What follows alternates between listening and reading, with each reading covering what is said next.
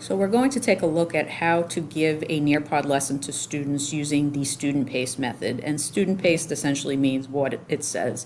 It means the students are going to be able to navigate through one of your Nearpod lessons at their own pace, meaning not a live participation where you as the teacher are in control as to how fast the lesson moves on and how quickly you move through all the slides. The student-paced one, the students will do on their own time or when you assign it and can advance at their own rate. So you will go to your Nearpod library and then you will hover on one of your lessons that you want to assign to your students, and you will go ahead and click on Student Paced. So what this is going to do is it's going to generate, very similar to the live participation, a access code which you can give the students, and if they go to Nearpod they can type in that code, or you can take the link and it will go directly to this lesson. You do have some settings here to adjust if you want to. So right now, by default, what has been selected is the students will have access to this for 30 days counting today. So you can change that by clicking on this calendar, and if you only want them to have access to it for a lesser period of time or a longer period of time, you can apply those changes here.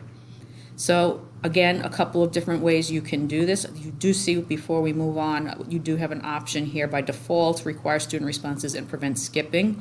If you want to turn that on so that they can't go through each one of the slides back and forth until they've answered any questions on previous slide, you can turn that on, but by default it is off.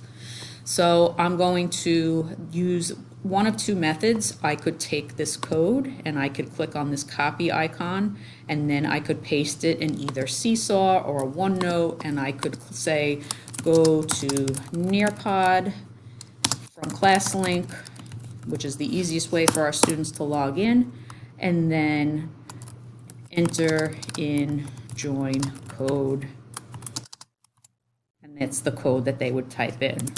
Now, if your students are a little bit younger and you don't want them to have to type in this code, you can also just provide the direct link. So again, underneath this code here, there's an option to click copy link.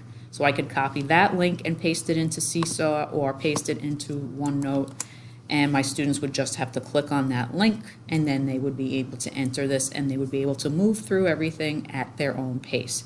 You would be able to see any of the results as they move along when you go back into your Nearpod. Let's jump back over. When you go over to your Nearpod and you look at your results in the reports, which we'll get into in our next video.